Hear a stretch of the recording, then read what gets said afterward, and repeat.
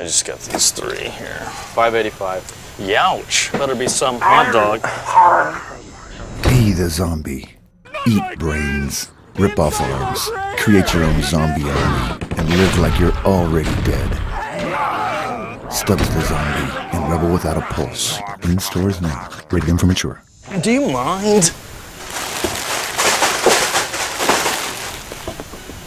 What is this guy?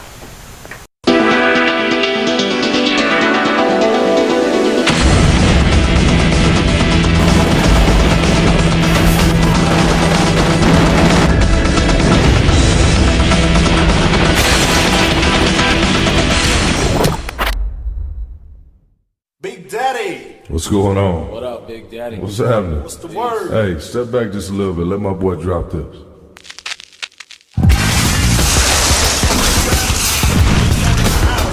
Oh, what you need? I need some money or some money.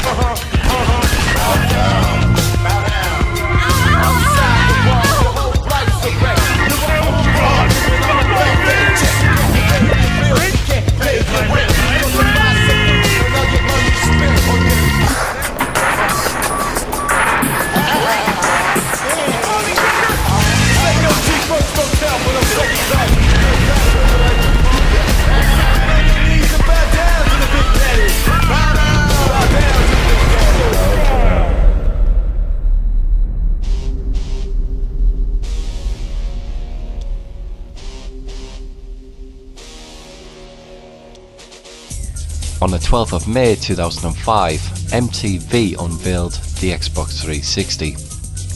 That same year, Nvidia ceased production of the original Xbox's GPU in August, which marked the end of brand new Xbox production.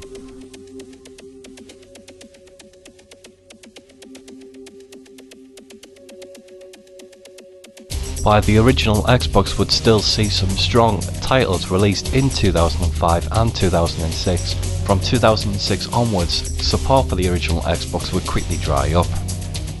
With the Xbox 360 hype machine in full swing, games such as Far Cry Instincts, Forza Motorsport, Conquer Live and Reloaded, Fable, and of course Stubbs the Zombie, proved that there was still some life left in the original Xbox. but from 2006 onwards it was clear where Microsoft's priorities were lying. At best, the Xbox's lineup during 2006 was mediocre. The Xbox would still see some strong third-party titles with the releases of Call of Duty 3, Tony Hawk's Project 8, Flat Out 2, Alien Hominid, and the excellent Painkiller port.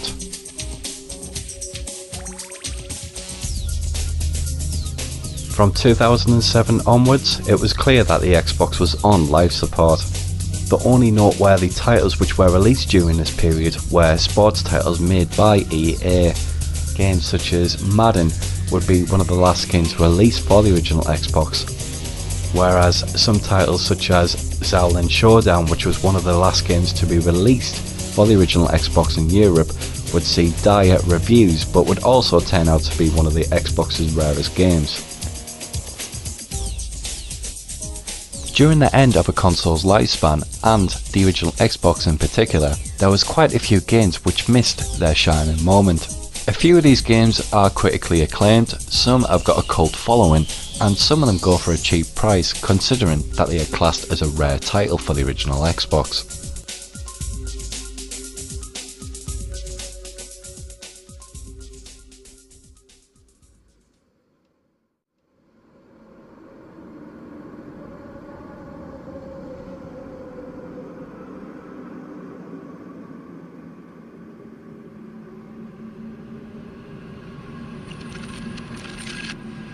Still Life is a point-and-click adventure game released in 2005. The game revolves around the brutal serial murders of prostitutes in two different cities during different eras. You start the game in a modern-day Chicago as FBI agent Victoria McPherson.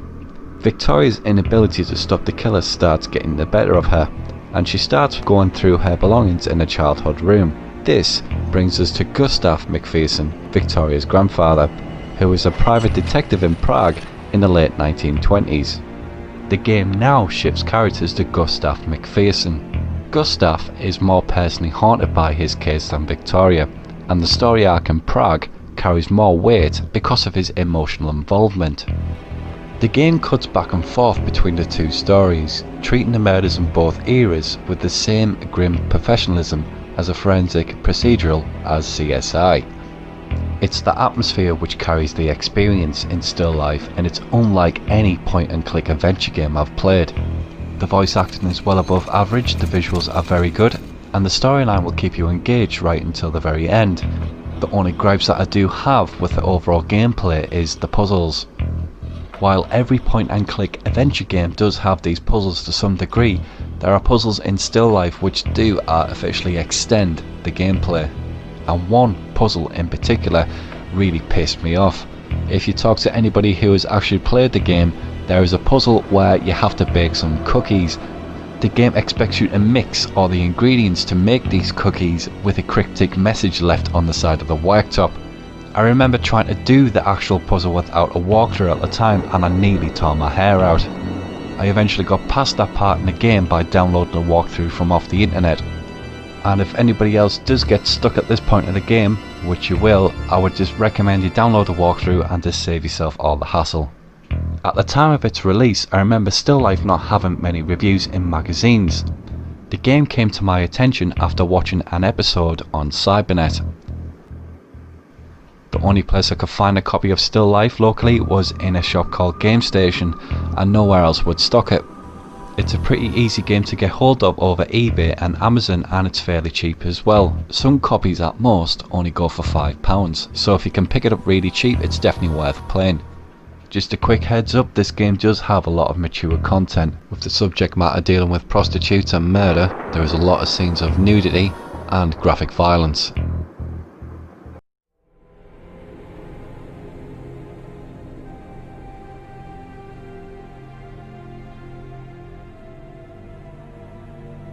Colicthulu, Dark Corners of the Earth is an action-adventure game released by Bethesda Softworks and developed by Headfirst Productions in 2005. In Colicthulu, you control Jack Walters, who is investigating a disappearance in the town of Innsmouth.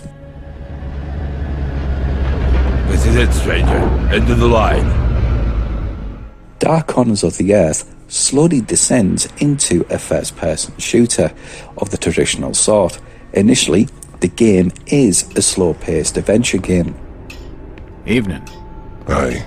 The name's Jack Walters. I'm just visiting. You don't say, sir. Gilman.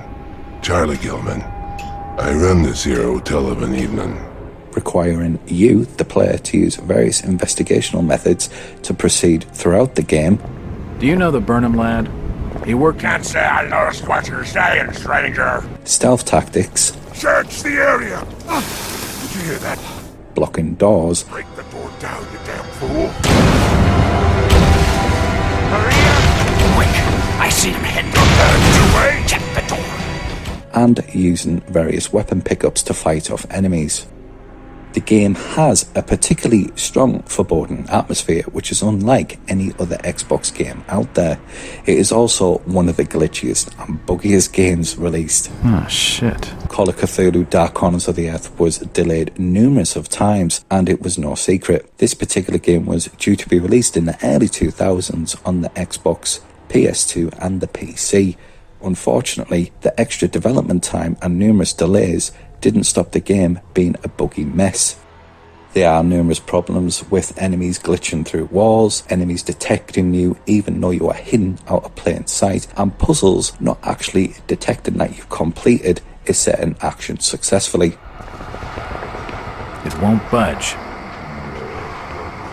Dark Corners of the Earth also has a very high difficulty curve, and I would recommend using a walkthrough to get past some of the numerous puzzles in this particular game. Dark Corners of the Earth isn't a masterpiece. It is one of those titles which has a great atmosphere and a story, but unfortunately the bugs and glitches in this title can drag it down. Oh, shit. If you can see past the issues, it's well worth a play. Unfortunately, the game is quite high priced at the moment, with some collectors asking up to £30 for it. On a final note, Dark Corners of the Earth can be hacked into a widescreen mode, initially being shipped as a 4:3 aspect ratio only game. Down in the description box below, I will link a website on how to hex edit the files to run in widescreen mode.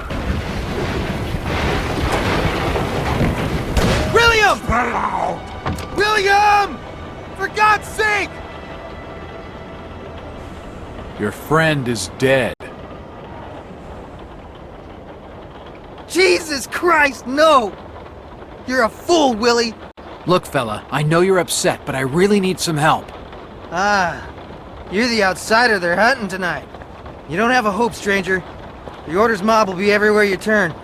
Down the sewers is the only place that them folks balk at venturing. And for good cause at that, mind you.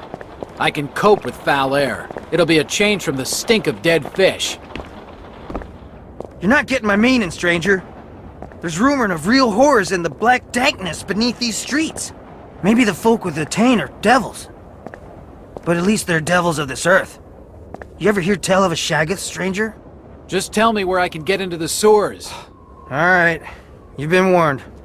Just the other side of this here building is a road leading down to the filtration plant.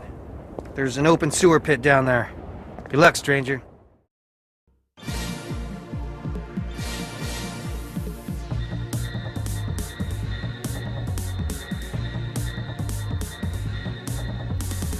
Double Steel, The Second Clash, is the Japanese-only sequel to the Xbox launch title Reckless, The Yakuza Missions. Second Clash is set in a free-roaming Chicago and features the two main characters from the original Reckless game, Madoka, Mai, and the Yakuza bigwig Tiger Takaki. Takaki has been forced to leave Hong Kong following a US extradition order and is now preparing to face charges in Chicago. But he manages to break free out of jail and hook up with some old Yakuza friends, leading them on a violent crime spree across the city. It's now all down to Madoka and Mai to try and bring Takaki down, pursuing him through the Chicago streets in any one of up to 30 vehicles, including patrol cars, tanks, bombers, and even a flying saucer. Double Steel, The Second Clash, is easily one of the best looking games on the original Xbox. Boasting 720p high definition graphics, a silky smooth frame rate, and an unprecedented amount of carnage happening on the screen all at once. Second Clash can easily be mistaken as an early Xbox 360 title, and while the game does look absolutely fantastic in motion, the game does suffer from repetitive gameplay and some sloppy design missions. Overall, it would take the average gamer about 6 to 7 hours to complete everything that Second Clash had to offer. It's a shame that the game only got a release in Japan. I remember at the time there was IGN and even Eurogamer giving the game some coverage when it was in development. In my personal opinion, I do think it was the release of the Xbox 360 which gave Microsoft the decision not to give the game a worldwide release. If you look in the right places, it's not a very difficult game to get hold of. Some copies on Amazon tend to go for £10, whereas in some cases in America, some copies go for over $30. The majority of original Xbox owners didn't actually realise there was a sequel to Recklessly Yakuza missions. So I do think the fluctuation in prices is down to gamers unexpectedly coming across the game and giving the game a high price even though the game is not particularly that rare. I would say given the overall quality of the game, try not to pay in anything of excess of £15. If you can get it for cheap, then it's a definite steal.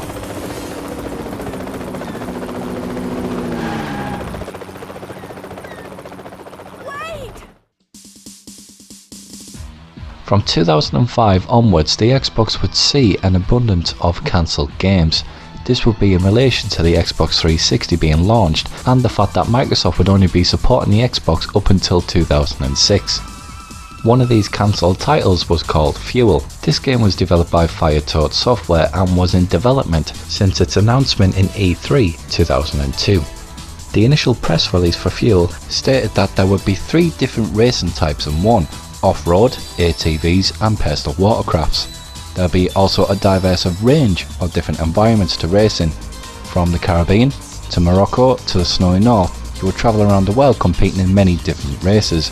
There would be over 70 single-player tracks available and unlockable, featuring split-screen 4-player multiplayer mode and free roaming mode.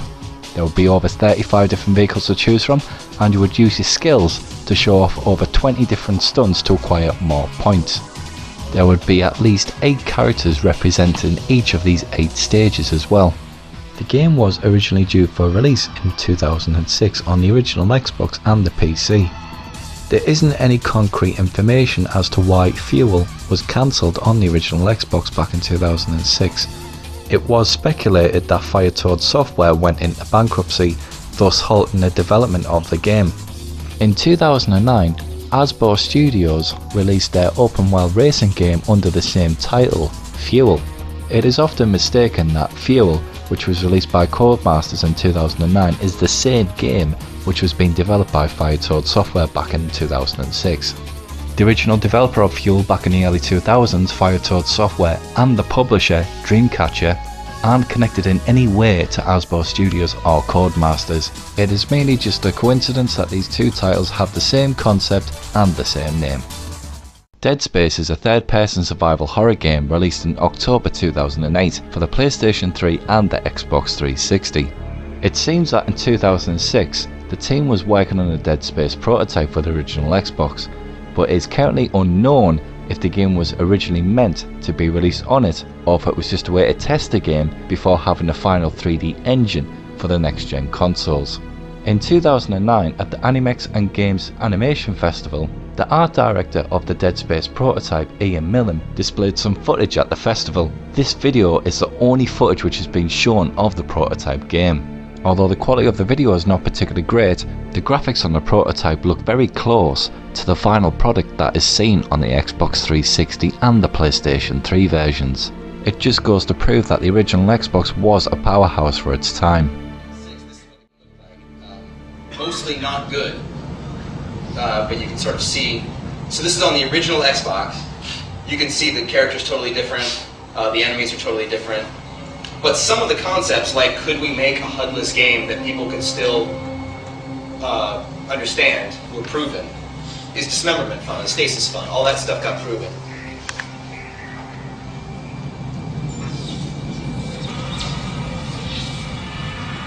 Sorry.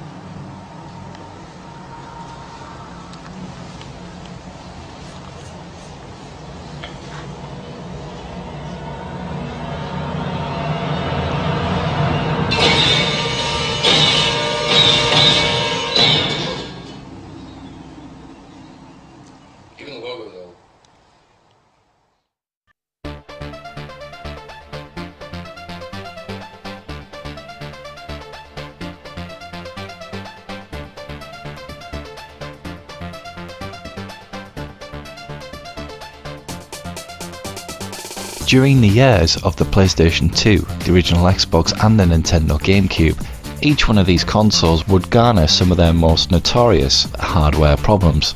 And just with like any other console launch, the original Xbox did have its fair share of issues. Some of these hardware defects were minor and were corrected at a later date.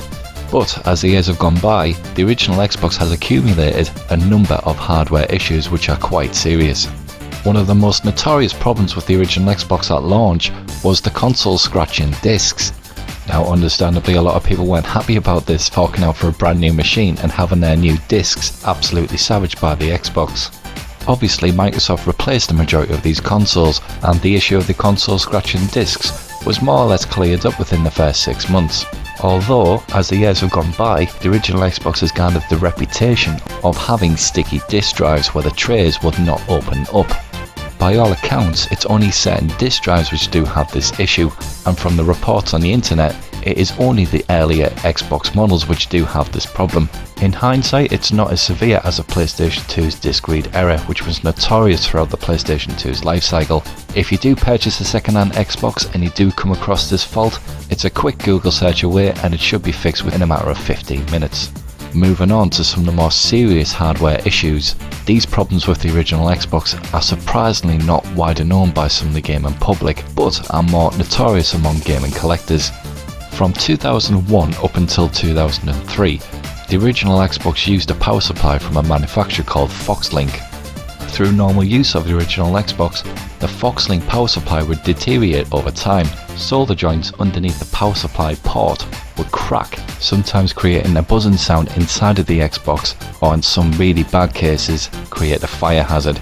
Microsoft knew of this issue, and to cover their backs, surprisingly only supplied a replacement power cord, which did nothing to stop the solder joints inside of the machine from failing and potentially destroying the Xbox. Understandably, a lot of people at the time who knew the Xbox was going to be a fire hazard vented their frustration on internet forums and actually pointed out that Microsoft was just lying out of their arse, purely because the replacement power supplies did nothing to stop the Xbox from failing, and that the Foxlink power supply inside of the Xbox was going to be a potential fire hazard in the short-term future. And finally, one of the more recent hardware issues which has come to light, purely because of the Xbox's age and some of the cheap components used inside it, is the capacitor which holds the clock charge. And once again, this issue isn't very well known amongst casual gamers, but with Xbox collectors, this hardware issue is quite notorious. Unlike other gaming consoles such as the Sega Saturn and the PlayStation 2, the original Xbox does not use a battery to hold the charge for the clock's memory, and over the years this capacitor which holds this charge for the clock has become notorious for leaking and causing some serious damage inside of the Xbox. By all accounts it's quite easy to fix, but it does depend on the extent of the damage if the capacitor has leaked. Some people use vinegar to neutralise the acid on the motherboard, whereas some other people use this specialised fluid which gets rid of this particular type of acid inside a capacitor. Regardless if you get the Xbox brand new, it's been sealed and it's never been opened, or if you get a second-hand Xbox and it's barely been played, all Xboxes have this issue apart from the motherboards with the 1.6 revision. The best thing to do as soon as you get an original Xbox is just to open up the case and get rid of that notorious leaking capacitor.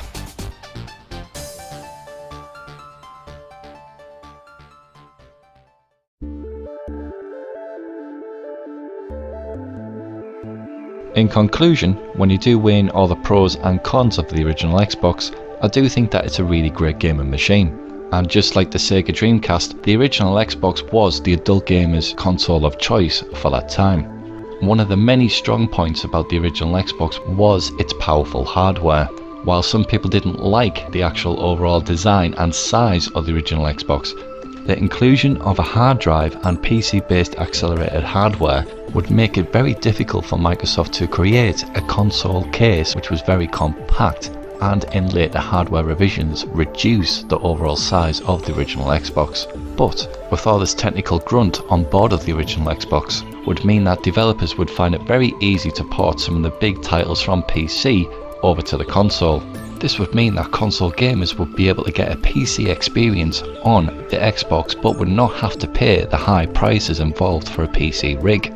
and during the time of the release of Doom 3, Star Wars Knights of the Old Republic and The Elder Scrolls Morrowind, it completely blew console gamers away, purely because these types of games would normally not be possible on a home console. And unfortunately, that seems to be the general consensus for the original Xbox. The majority of gamers do think that it was a machine purely full of PlayStation 2 ports and of PC ports. And while the Xbox did have the better versions of the multi-format titles, the first few years of the original Xbox was the console just receiving quite a few PlayStation 2 ports. But a closer look at the Xbox's library and you soon see some exclusive titles which you might have been missing out on. One of the main highlights for the Xbox for me as a gamer back in the early 2000s was the Sega titles. When Sega announced that they were quitting the console business, it annoyed a lot of gamers at the time, and some people actually refused to buy a PlayStation 2, pinning the blame on Sega's demise on Sony's PlayStation console. While I've never agreed with that view myself, I do believe that the Xbox can be seen as a successor to the Sega's Dreamcast, purely because of all the Sega titles released exclusively for the Xbox. As of 2015, titles such as Gun Valkyrie, Toe Jammin' L3, Jet Set Radio Future, Crazy Taxi 3 and the amazing Panzer Dragoon Auto have not seen a release outside of the original Xbox's platform. And while the Xbox didn't really have much in the way of Japanese support, it did have a lot of great third-party titles and first-party titles. And although the Xbox sold very well in North America and in Europe, Microsoft found it very difficult for the console to find an audience in Japan, and it's a trend which continues to this day. Microsoft is obviously still in the console business, but a lot of key people who created the Xbox have left the company a long time ago, and I think it does show. People like Jay Allard and Seamus Blackley did a lot to shape the Xbox's overall image and to help build relationships with developers. Some of the original key Xbox members of staff helped point some of the higher ups in Microsoft in the right direction into what to do and what not to do when to release a console. With being gamers themselves, they knew what they wanted from a console. And when you compare the launches of the original Xbox and the launch of the Xbox 360 in comparison to the Xbox One, it does show that it's just not the same people working behind the scenes. In 2009, one of the very first people who initially penned the idea for Xbox, Seamus Blackley, did a lecture with Warren Spector, the creator of Deus Ex, and stated why he thinks in his own opinion why the original Xbox was a failure and what is wrong with the gaming industry as of today. Well, Xbox was a failure. Xbox is the Halo player. I mean, that was the sad truth of the fact, was that we made this platform that was designed to, do all of those things, and it did a lot of them, but the business of games didn't change. In fact, it became more solidified in the sense that fewer interesting games were made than ever after Xbox came out. In fact, now looking at it from the standpoint of publishers, knowing all about that business, it's terrifying. What a new platform, and that disincentivizes people from taking greater financial risk on new titles. So, it was like, what's going on? There are more crappy licensed games than ever, and my friends like Warren are having fewer opportunities than ever to make new games, and it's the opposite of what we wanted to have happen. And so, it launched, and then it was successfully a platform for me to get engaged.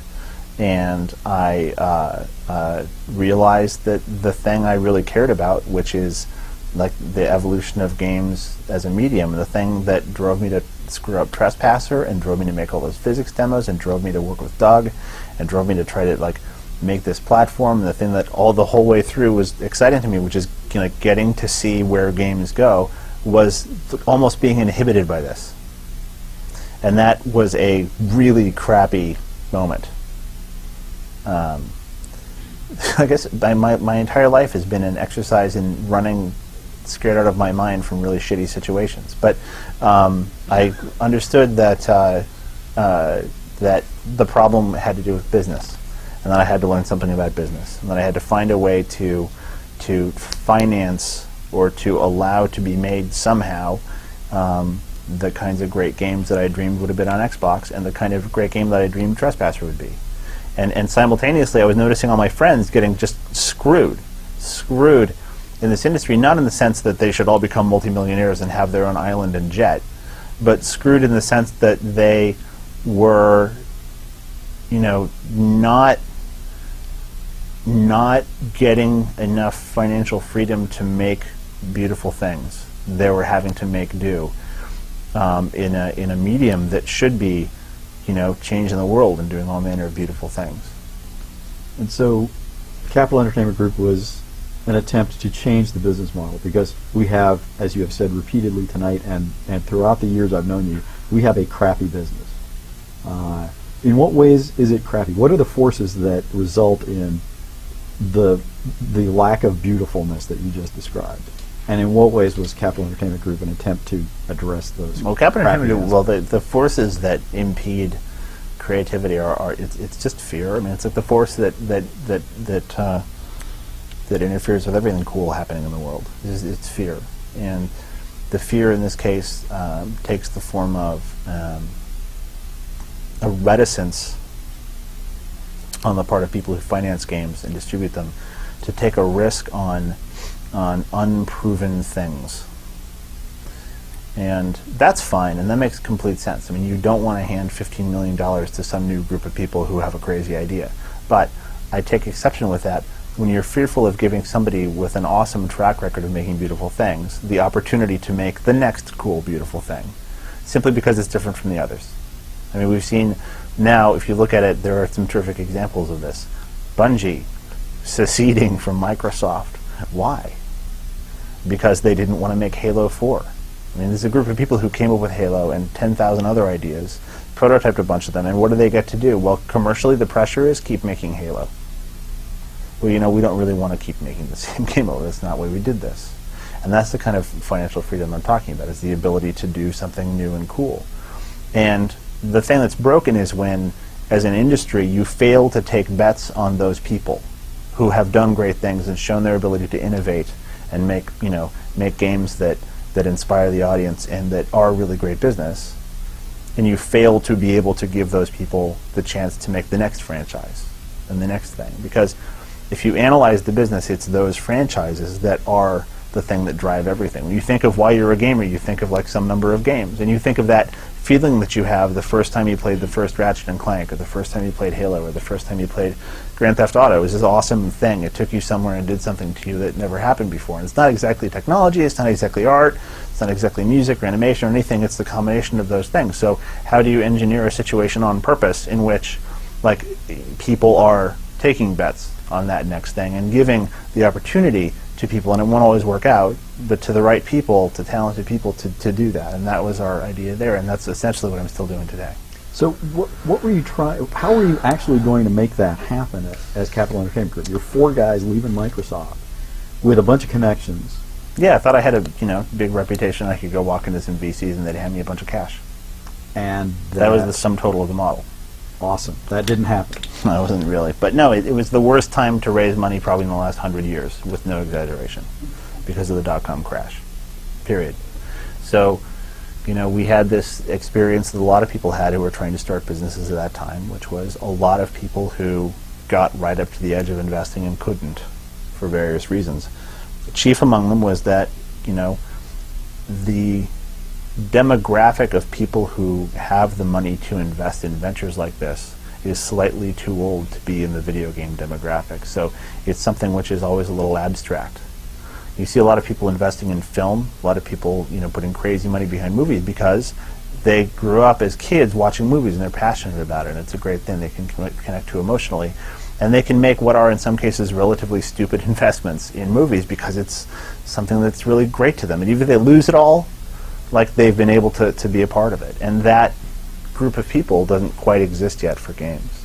So we got a bunch of money from one investor and used that to start some projects and began looking for more money.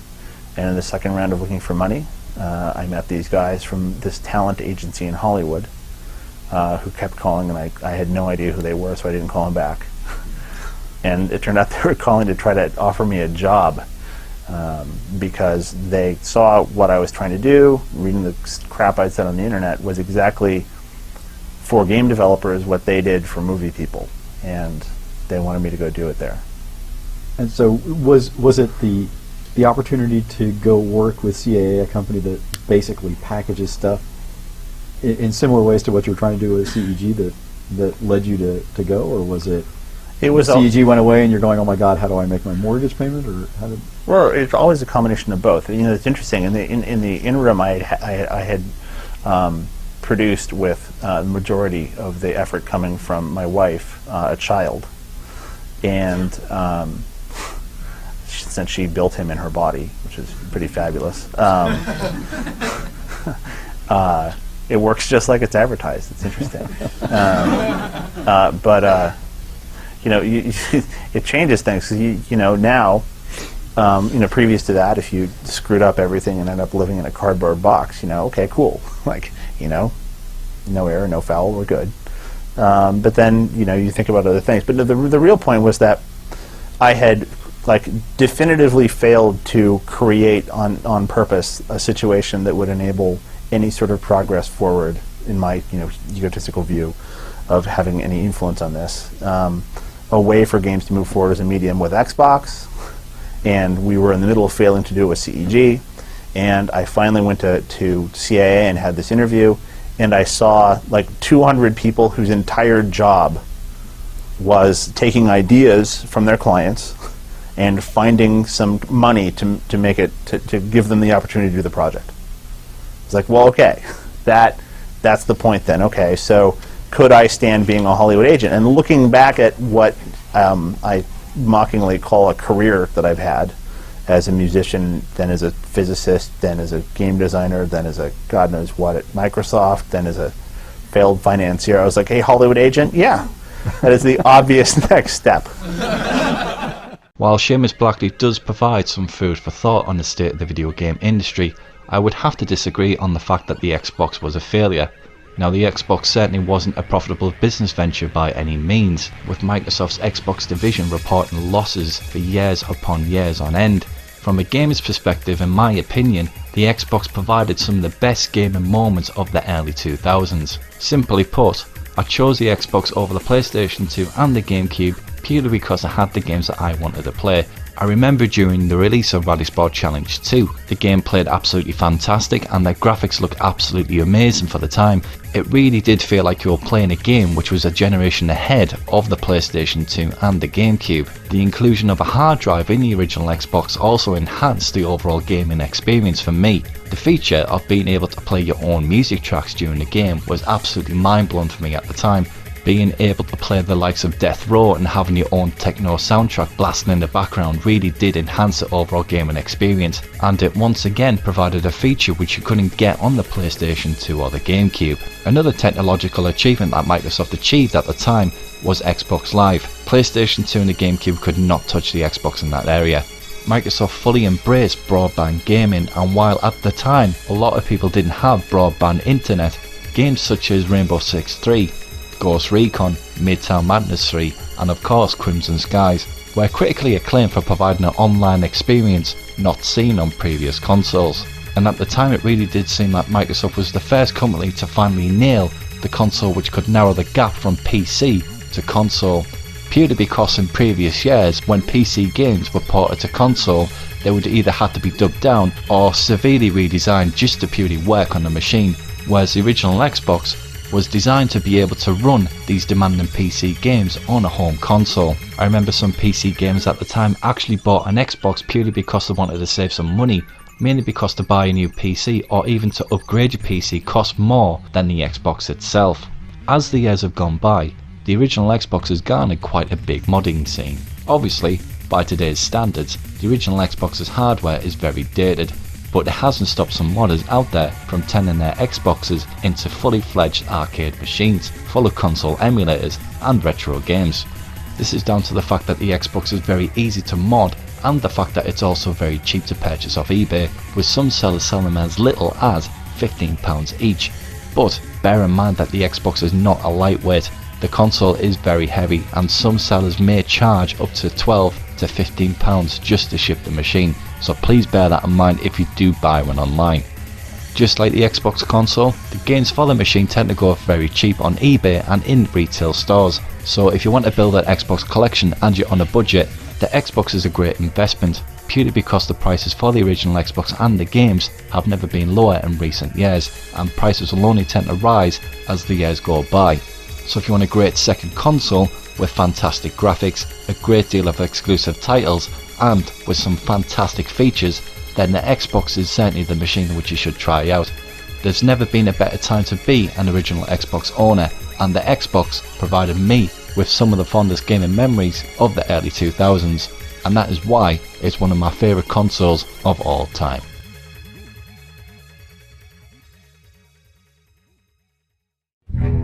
They're an invading force,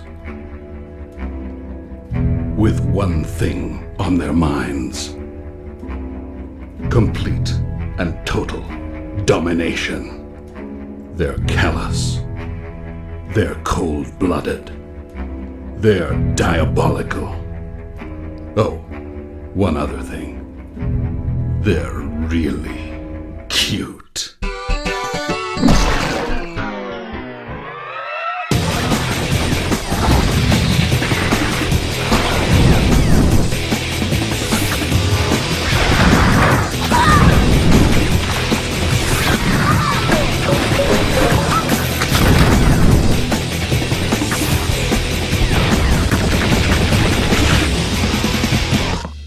Evil has a new face, and it's up to you to face up to it.